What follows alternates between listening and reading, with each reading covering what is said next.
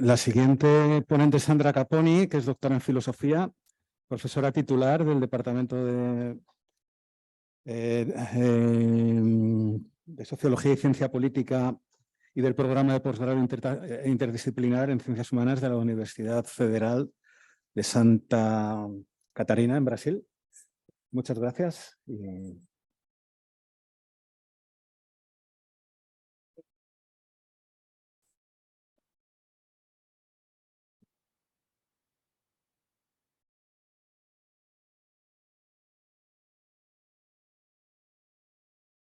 Ahí está, que estaba apagado, por eso no se escucha. Bueno, primero quiero agradecer entonces muchísimo la invitación para estar aquí en este momento. Yo voy a hablar sobre una cuestión muy puntual, que es el tema de la construcción.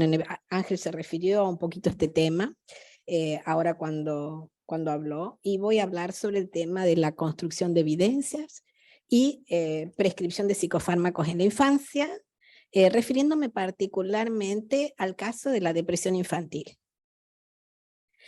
No sé si se puede agrandar, ¿sí? Bueno, digo agrandar el slide.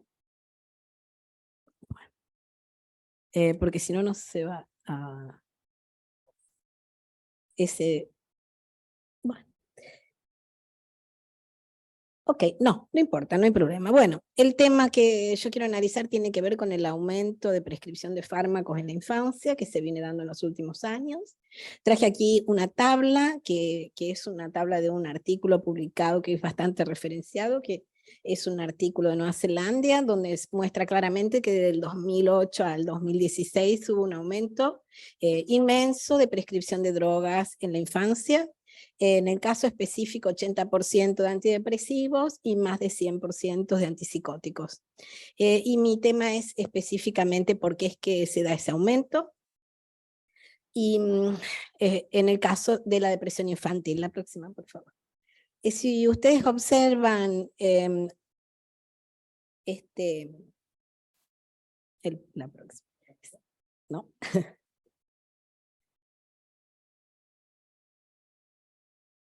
Voy a hablar entonces un poquito sobre la construcción de evidencias en este tema, que es el tema de la depresión infantil y cómo se fue construyendo en dos líneas. Primero, las evidencias para decir que es un trastorno real, y segundo, las evidencias para decir los problemas, que muestran los problemas de los antidepresivos en la infancia.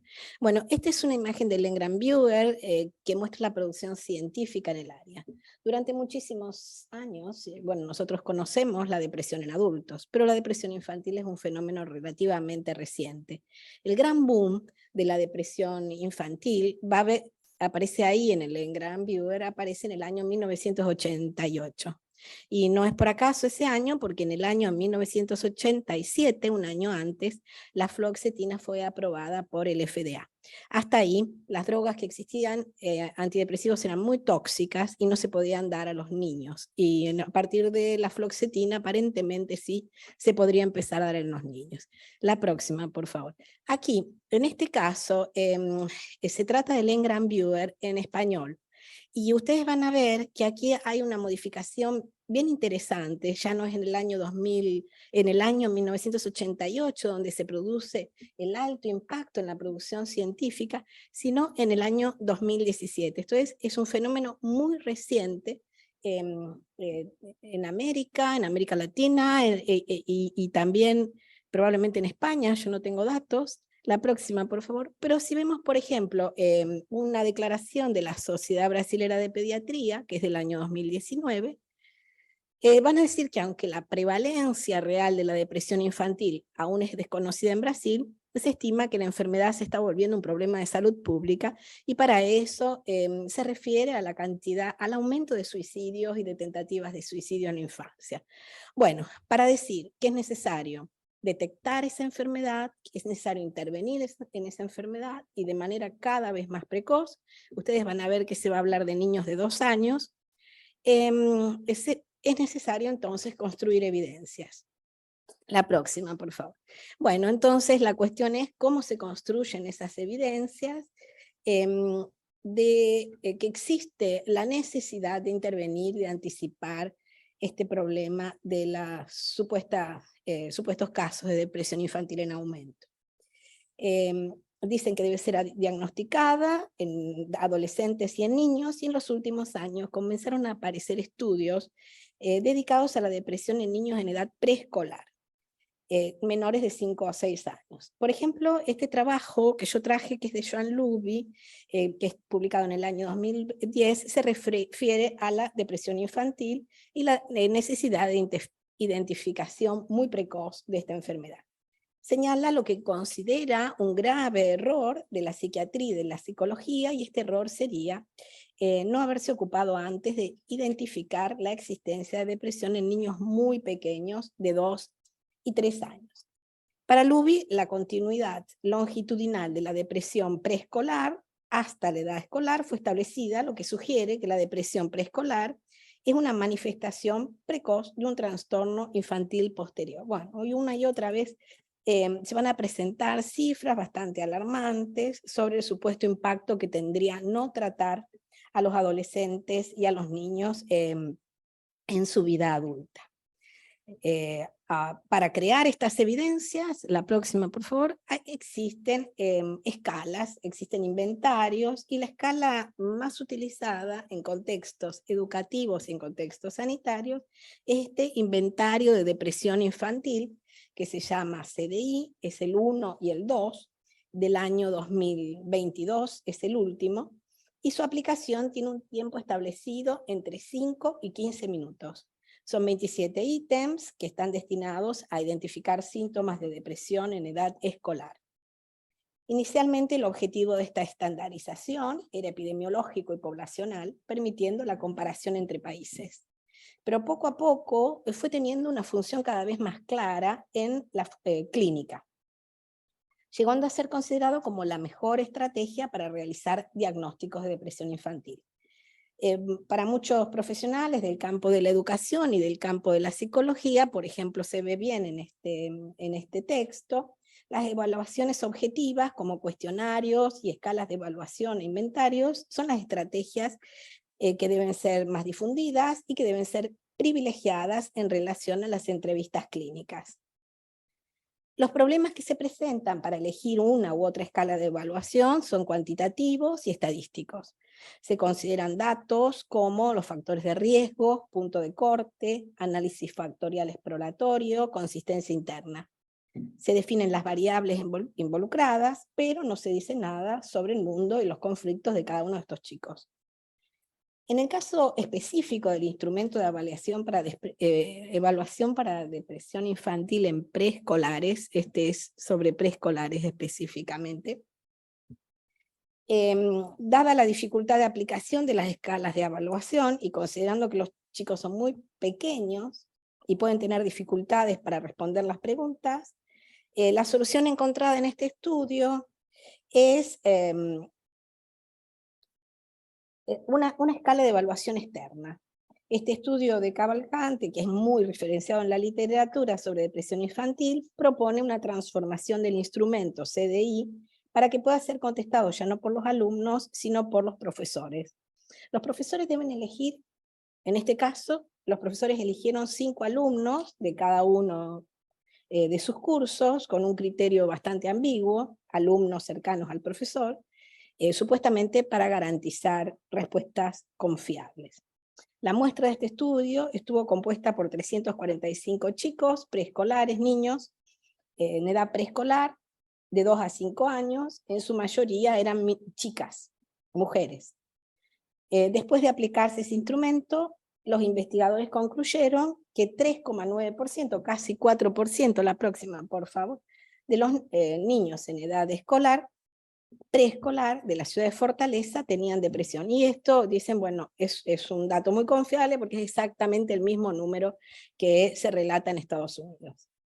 Bueno, la pregunta que parece inevitable aquí es, bueno, ¿qué hacemos con estos chicos? ¿Qué proponen estos autores como intervención necesaria dado el elevado número de casos de depresión en preescolares?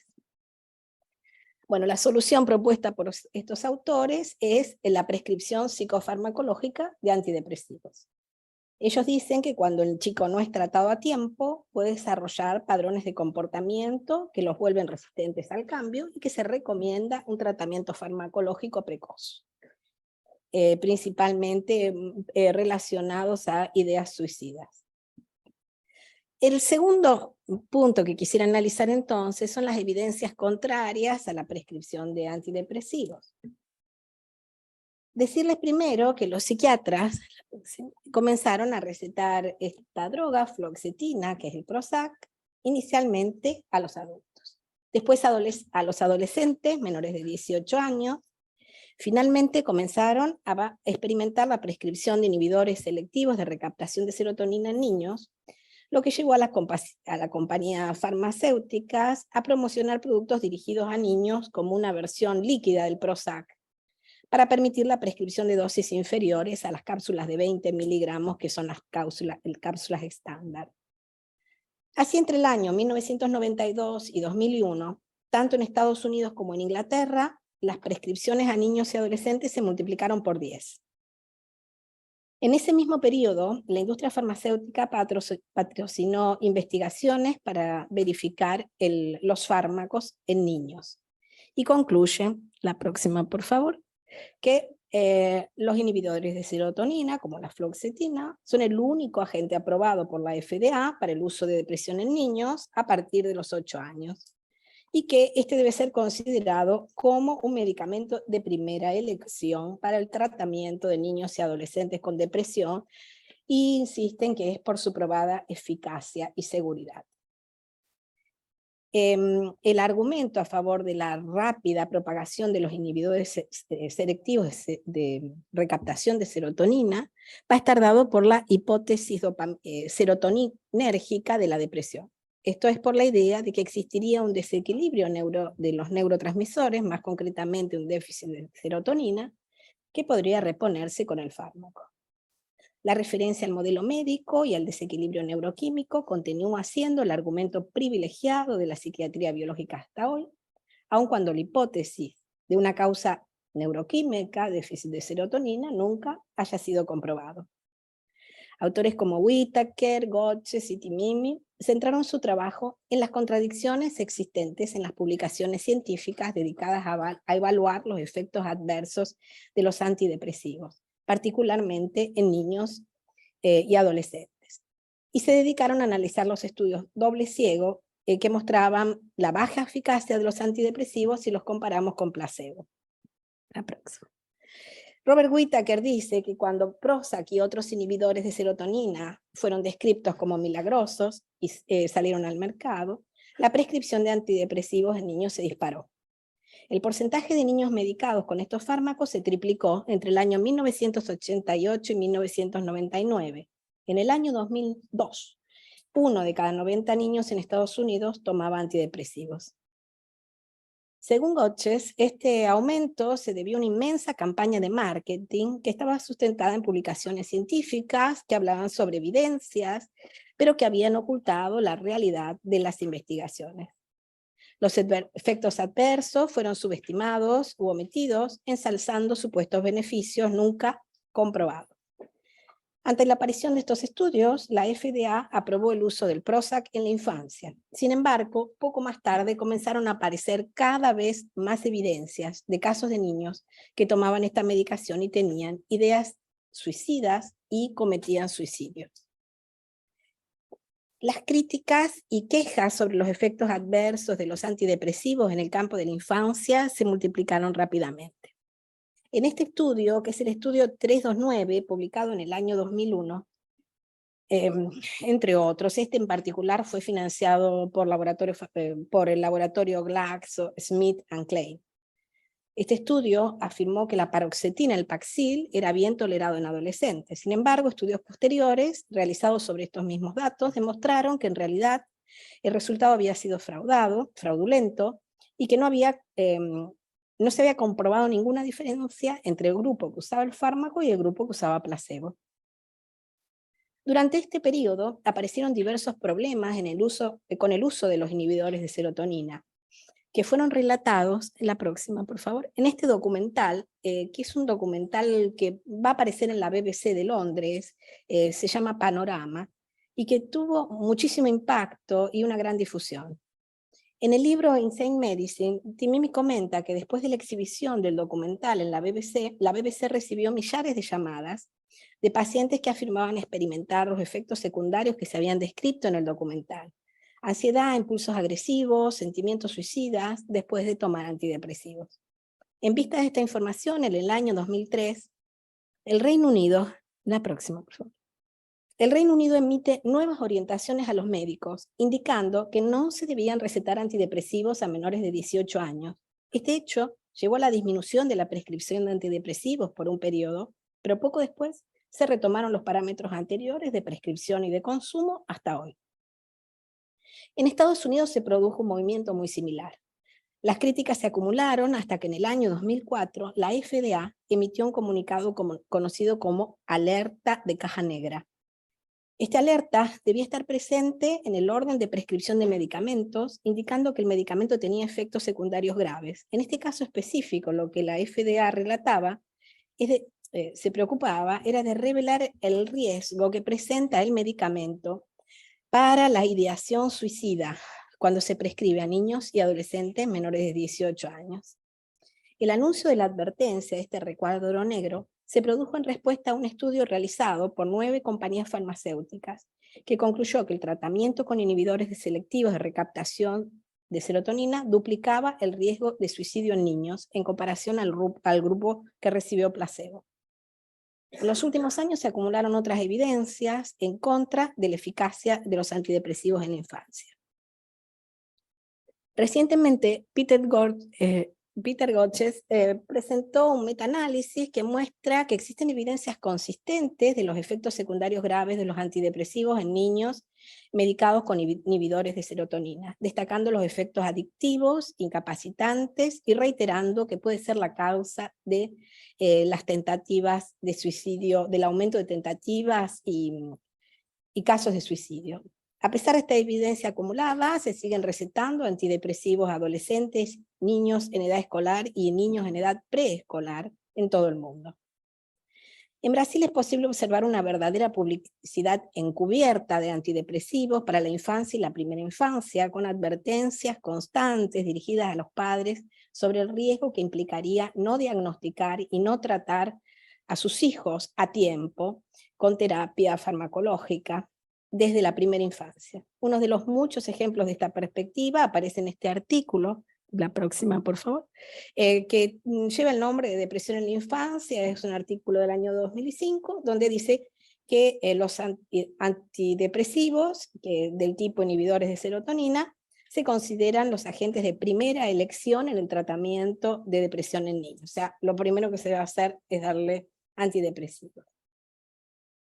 Esta certeza puede ser muy rápidamente cuestionada, como vemos cuando entramos en el Medline Plus, si puede ser la próxima, en el apartado de fluoxetina, inmediatamente aparece esta información.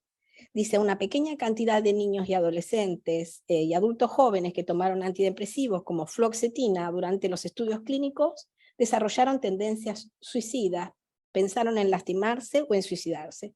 Y luego continúa, sin embargo, los expertos no están seguros de cuán grande es el riesgo y cuánto debe considerarse al decidir si un niño debe tomar antidepresivos. Existen hoy detallados relatos de historias de adultos que sí sufren los efectos adversos incapacitantes derivados del consumo de antidepresivos, particularmente de inhibidores selectivos de recaptación de serotonina. Se estima que la mitad de los consumidores de antidepresivos puede sufrir síntomas de abstinencia cuando los fármacos son retirados. En otros casos, el efecto rebote del medicamento puede producir estados de ansiedad que comúnmente derivan en nuevos diagnósticos y en nuevos fármacos. Para concluir, entonces, y cerrando, yo quería insistir en que debemos evitar que los niños y niñas ingresen en carreras psiquiátricas con diagnósticos estigmatizantes y fármacos dañinos. Al contrario, debemos invertir colectivamente en evitar los conflictos que provocan el sufrimiento, entre ellos bullying, asedio sexual, moral, racismo, aislamiento social, entre muchos otros, adoptando una perspectiva en salud mental centrada en los derechos humanos, se atenta a los determinantes sociales que, como lo dice muy claramente este relatorio de la OMS. En el caso de depresión infantil, entonces, encontramos dos tipos de evidencia. Por un lado, las primeras evidencias son construidas a partir de datos estadísticos derivados de instrumentos de medición muy cuestionables. Ustedes vieron, se aplican en 5 o 7 minutos, test o cuestionarios autoaplicados o que deben ser respondidos por los propios profesores. Pero a partir de esos instrumentos se construyen evidencias para afirmar que existe una alta prevalencia de depresión infantil que debemos detectar en edades cada vez más tempranas y que debemos intervenir sobre ellas con antidepresivos. Por otro lado, existen evidencias consistentes que muestran los efectos adversos de estos fármacos, en el caso específico de niños. Evidencias que a inicios del siglo XXI llevaron a países como Estados Unidos e Inglaterra a prohibir la administración de estas drogas a menores de 18 años. Ante estas dos evidencias, los medios de comunicación, la industria farmacéutica y la psiquiatría biológica van a insistir en la primera, reclamando más diagnósticos, más formación precoz para detección de la enfermedad, más fármacos. Y sin embargo van a hacer caso omiso de las evidencias que muestran los efectos adversos y adictivos de los antidepresivos en niños. En ese contexto parece difícil dejar de considerar las relaciones de poder que atraviesan el discurso psiquiátrico, así como el papel que juega en el mercado, la industria farmacéutica, los lobbies de la psiquiatría biológica, para determinar cuál de estas dos evidencias científicas va a ser divulgada y cuál de estas dos evidencias científicas va a ser ocultada o silenciada. Bueno, era eso lo que quería decirle. Hay más una. Eso, muchísimas gracias.